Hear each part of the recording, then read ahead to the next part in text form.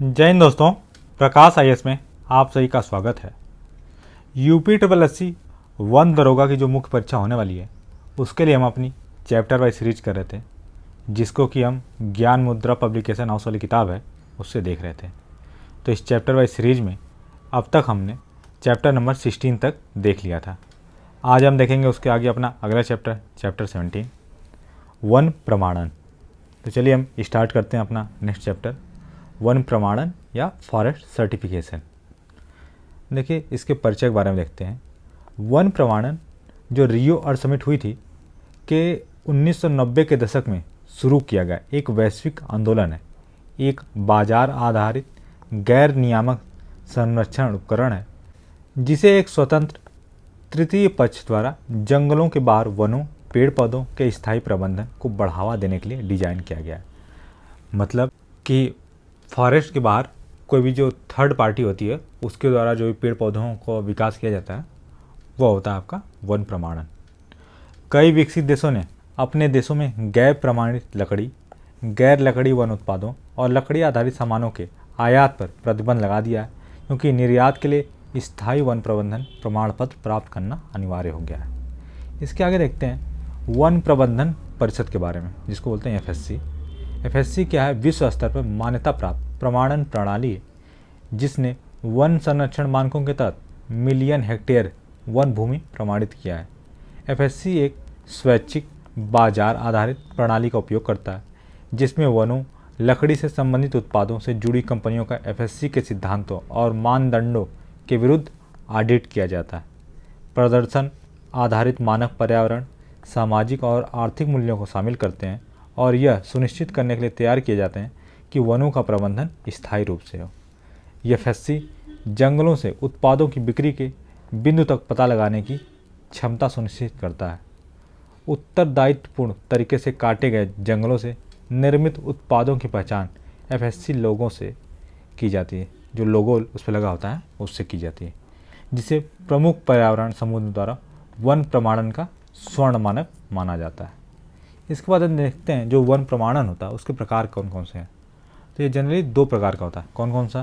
पहला है आपका वन प्रबंधन का प्रमाणन, जो यह आकलन करता है कि वनों का प्रबंधन मानकों के निर्दिष्ट सेट के अनुसार किया जा रहा है या नहीं। और दूसरा क्या है? हिरासत की श्रृंखला का प्रमाणीकरण, कभी कभी सीओसी प्रमाणन के रूप में संदर्भित होता है, जो सत्यापित करता है कि प्रमाण सामग्री की पहचान की गई है या वन से अंतिम उपभोक्ता तक उत्पादन प्रक्रिया के माध्यम से गैर प्रमाणित या गैर नियंत्रित सामग्री से अलग रखा जाता है। किसी अंतिम उत्पाद को प्रमाणित के रूप में लेबल करना वन प्रबंधन प्रमाणन और श्रृंखला की संरक्षण प्रमाणीकरण दोनों आवश्यक है। अधिकांश वन प्रबंधन प्रमाणन मानक वन के आर्थिक, सामाजिक, पर्यावरण और तकनीकी पहलुओं की एक विस्तृत श्रृंखला को संबद्ध करते हैं। प्रमाणीकरण के अधीन वन क्षेत्र में और उसके आसपास रहने वाले श्रमिकों और परिवारों की भलाई सहित प्रबंधन करना होता है। इसमें वन प्रमाणन वनों के सतत उपयोग, प्रबंधन को बढ़ावा देने और स्थायी रूप से पहचान करने के लिए भी एक बाजार का तंत्र है। इसके बाद जो वन प्रमाणन किया जाता है उससे क्या क्या लाभ मिलते हैं उसको देखते हैं। वन प्रमाणन का सबसे तात्कालिक लाभ सुधारों के कारण वन संचालन को सुव्यवस्थित करना होता है। नेक्स्ट है प्रमाणित वन उत्पाद हमेशा अप्रमाणित उत्पादों की तुलना में अत्यधिक कीमत प्राप्त नहीं करते हैं और प्रमाणीकरण कुछ बाजारों तक पहुंच बनाए रखने के लिए आवश्यक हो गया है। तो ये सारे जो वन प्रमाणन के लाभ हैं। इसके बाद नेक्स्ट है हमारा भारत में जो वन प्रमाणीकरण योजना है उसके बारे में। तो भारत में अब विशेष रूप से भारतीय वनों के लिए विकसित विश्व स्तर पर मान्यता प्राप्त वन प्रमाणीकरण योजना है। जिनेवा स्थित एक गैर लाभकारी संगठन ने network for certification and conservation of forest NCCF द्वारा विकसित सतत वन प्रबंधन SFM के लिए प्रमाणन मानक का समर्थन करने का फैसला किया, जो एक भारतीय गैर लाभकारी संस्था है। 4 मार्च 2019 को स्थायी वन प्रबंधन के लिए स्वतंत्र तृतीय पक्ष प्रमाणन प्रदान करने वाली अंतर्राष्ट्रीय गैर लाभकारी संस्था वन प्रमाणन के अनुमोदन के लिए कार्यक्रम परिषद PEFC ने डाक मतपत्र के माध्यम से यह निर्णय लिया। तो कब लिया गया? ये डेट महत्वपूर्ण है, 4 मार्च 2019 को। अगला है हमारा NCCF की स्थापना 2015 में वन आधारित उद्योगों, गैर लाभकारी संस्थाओं, वन लेखा परीक्षकों और सरकारी वन विभागों के प्रतिनिधियों द्वारा भारत के वनों और उनके उत्पादों और उनके टिकाऊ प्रबंधन को प्रमाणित करने के लिए मानक निर्धारित करने के उद्देश्य से की गई थी।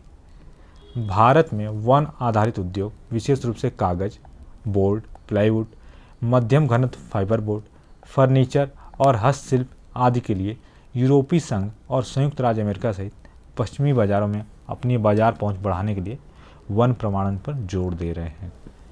इसके बाद हमारा अगला है केंद्रीय पर्यावरण, वन और जलवायु परिवर्तन मंत्री उस समय जिस कौन थे, हर्षवर्धन थे, अब इसमें कौन है, भूपेंद्र यादव ने ग्रीन गुड डीड्स मूवमेंट के तहत स्थायी वन प्रबंधन को बढ़ावा देने के लिए केवल प्रमाणित लकड़ी से बने उत्पादों को खरीदने के महत्व पर जोर दिया था। तो ये भी महत्वपूर्ण है।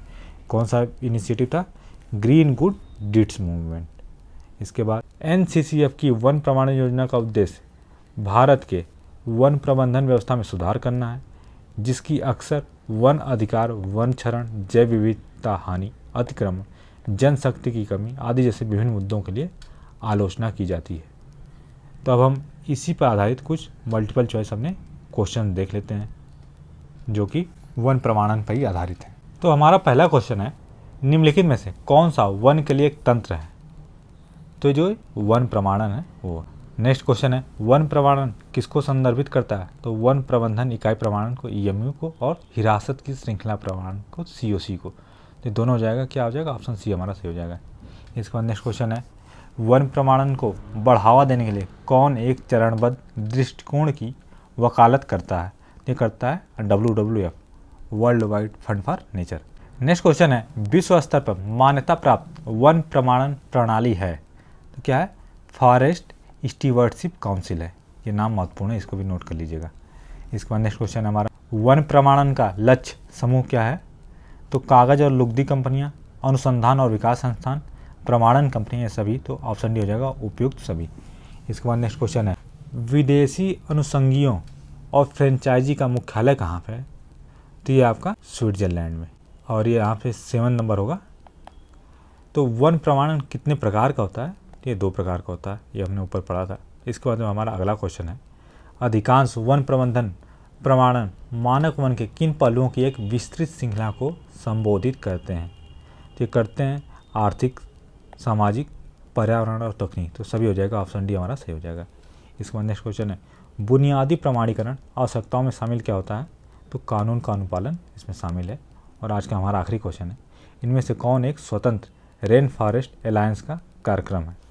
तो कौन सा है, स्मार्ट वुड।